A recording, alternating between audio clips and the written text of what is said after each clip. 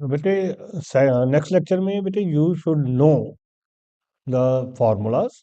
तो very first formula is probability of A union B. बेटे A union B को हम लिखते हैं ए और बी। यहाँ हमें लिखा आएगा एटलीस्ट वन। बेटे जब भी एटलीस्ट वन आएगा उसका मतलब होता है ए यूनियन बी, और उसका फॉर्मूला है A plus B minus A intersection B. और बेटे जो ए इंटरसेक्शन बी है उसको हम बोलते हैं both both A and B.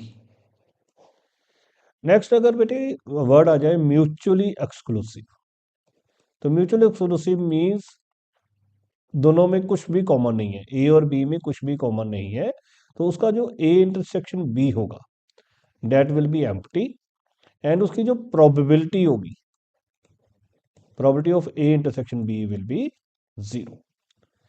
अगर बेटे वर्ड आ जाए एग्जॉस्टिव इवेंट्स, अगर वर्ड आ जाए exhaustive events, exhaustive events means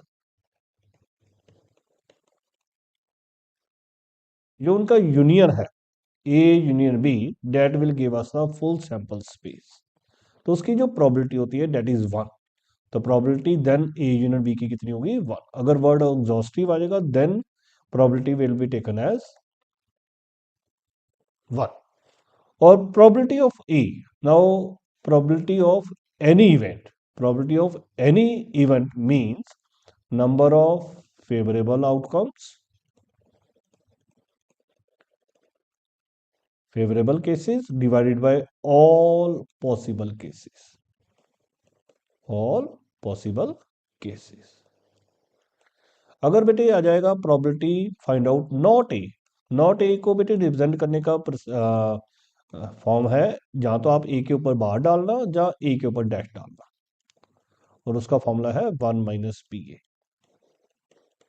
बेटे कोई भी प्रोबेबिलिटी नेगेटिव नहीं होती और कोई भी प्रोबेबिलिटी वन से बड़ी नहीं होती, मींस प्रोबेबिलिटीज की जो वैल्यूज हैं वो हमेशा लाई करती हैं जीरो से वन।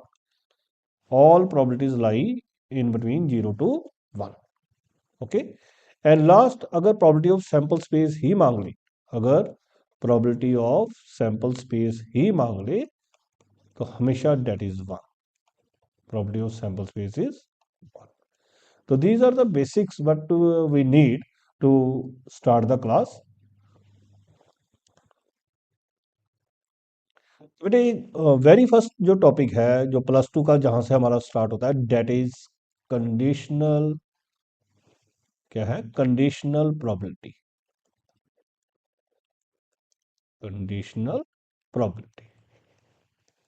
अभी हम क्वेश्चंस करेंगे तो वी विल बी क्लियर कि what does conditional probability mean. बेटे इसमें हम यूज करेंगे नोटेशन ए स्लैश बी। इसका मतलब है probability of A provided B has happened, probability of A provided B has happened. अभी हम क्वेश्चंस करेंगे तो फिर देखते हैं what is A what is B.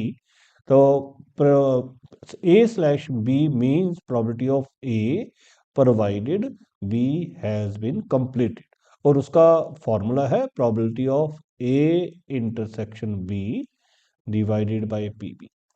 जो बेटे बिहाइंड होगा, बी जैसे बिहाइंड है उसको डिनोमिनेटर में रखना है और ऊपर आपने इंटरसेक्शन लिखना है। और आपको पता होना चाहिए ए इंटरसेक्शन बी हो या बी इंटरसेक्शन ए हो, दोनों का आंसर सेम होता है। A intersection B and B intersection A gives us the same result.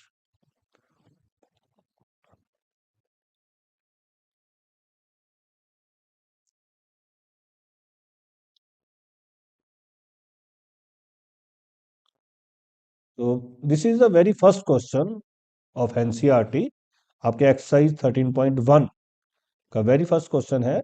कहते you are given E and F are the events such that probability of E is given 0.6, probability of F is given 0.3, and probability of E intersection F is also given. Probability of E intersection F is also given 0.2. And he demands E over F. तो मैंने अभी बताया, अगर ई over F है जो behind है वो नीचे लिखना है, पी एफ नीचे आएगा और ऊपर इंटरसेक्शन आएगा। तो ई इंटरसेक्शन एफ की वैल्यू कितनी है 0.2, एफ की वैल्यू कितनी है 0.3। तो इसको सिंप्लीफाई करेंगे तो this will become 2/3। Second one है पी एफ ओवर ई। अगर हमने एफ ओवर ई सॉल्व करना है तो ऊपर एफ इंटरसेक्शन ई लिख सकते हैं, ई इंटरसेक्शन एफ लिख सकते हैं, दोनों का आंसर सेम रहेगा और नीचे डिनोमिनेटर में ई। और एफ इंटरसेक्शन ई की वैल्यू हमें गिवन है 0.2 और ई की वैल्यू हमें गिवन है 0.6। By simplifying we will get 2/6 and 2/6 will become 1/3। This was about very first question. Second है, कहते हैं कंप्यूट ए ओवर बी। हमें क्या निकालना है, ए ओवर बी, और P B and intersection given है। तो ए ओवर बी अगर हमें निकालना है तो A over B will become A intersection B divided by P B. और ए इंटरसेक्शन बी कितना है 0.32 और पी बी कितना है 0.5। अगर हम इसको ओपन करें तो ये बनेगा बेटे 32/100 डिवाइड बाय 5/10, 0 से 0 कट गया, ओवरऑल वी विल गेट 32/50। इसकी कटिंग कर सकते हैं हम, तो this will become 16/25। Next one ना बेटे,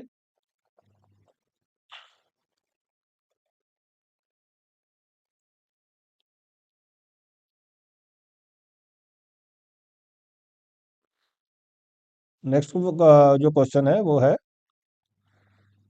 देखिए प्रोबेबिलिटी ऑफ ए गिवन है, probability of A is given 0.8, probability of B is given 0.5 and probability of B over A is given.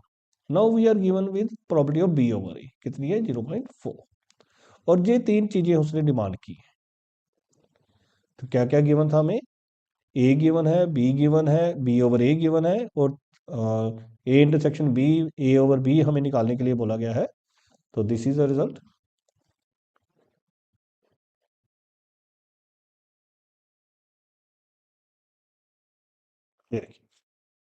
तो हमें गिवन है P B over A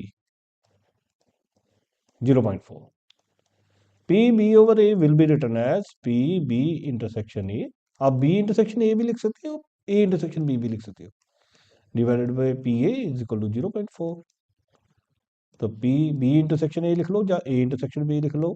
P A हमें given है 0.8,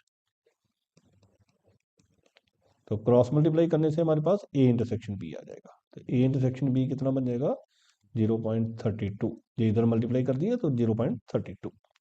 अब डिवाइडेड है हमें P A बटा बी, तो ए बटा बी क्या बनेगा, क्या फॉर्मूला है, A intersection B divided by P B.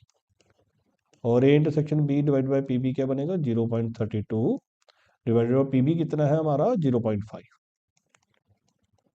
तो इसको आप ओपन कर सकते हो, सिंप्लीफाई कर सकते हो। तो 32/50 और 32/50 कितना हो जाएगा 16/25। देयर इज नो नीड आप इसको डेसिमल में कन्वर्ट करो, ये कोई जरूरी नहीं है। नेक्स्ट डिमांडेड था ए यूनिट बी। अब ए यूनिट बी का हमारे पास क्या फॉर्मूला है, A plus B minus A intersection B. ए हमारे पास क्वेश्चन में गिवन है 0.8, पी भी हमें गिवन है 0.5, ए इंटरसेक्शन बी हमने निकाला 0.32 आया था। तो उसके हम यहाँ पे जो बन गया 1.3 minus 0.32 and you will get 0.98। Okay.